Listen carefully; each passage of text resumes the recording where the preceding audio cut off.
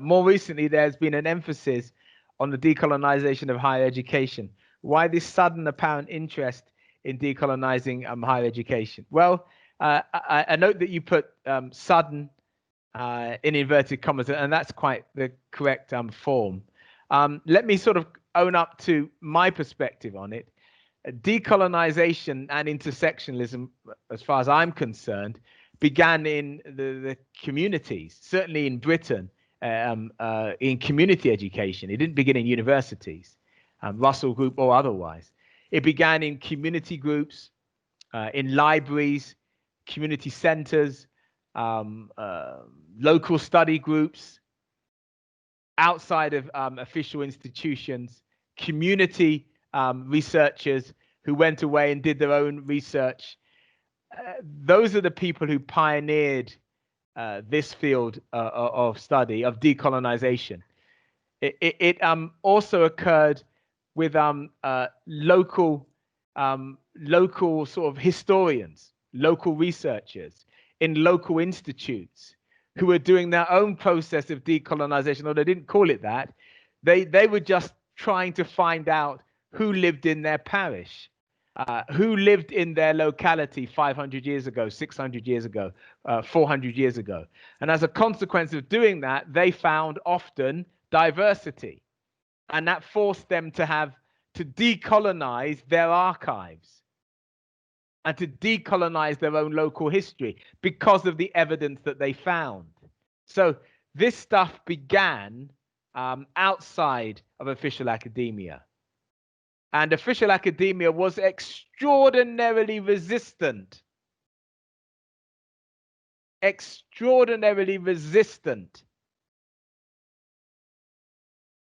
to allowing a space for this information to be received. They didn't write about it. They didn't talk about it. They dismissed it. And for many years, in fact, for many decades, there was no platform, no opportunity for curricular development. And in fact, universities missed out on an opportunity to be pioneers. Slowly, one or two publishers began to publish some books that talked about diversity, intersectionalism, certainly in relation to Europe. But again, it's like the Elvis Presley effect. They wanted to own these fields of study. They wanted to classify these fields of study, marginalize it, so that they became slave narratives or Windrush narratives or 1960s narratives. Never the wider or all-embracing curricula that was actually being offered at a local level and often in local parishes, local history centers. That was often had more depth and more nuance than anything that was presented in universities. So universities, to a very greater extent, are playing catch up. They are lagging far behind, at least perhaps a decade and a half behind. The stuff that has already been pioneered by local historians, community historians, and even sometimes by historians abroad. And that's very, very, very, very sad and very unfortunate. And even to that point, taking that point further, the established peer review periodicals are even further behind.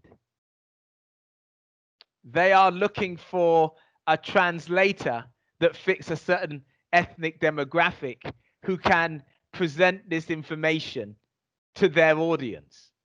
They refuse to acknowledge the depth of pedagogy that has already been established outside of their arena. That's certainly a degree of pride or ego that's at work there, because there's been an established pedagogy, an established curricular development. It's just that it's taken place outside of those sacred halls of learning, which again is unfortunate, but that's how it is.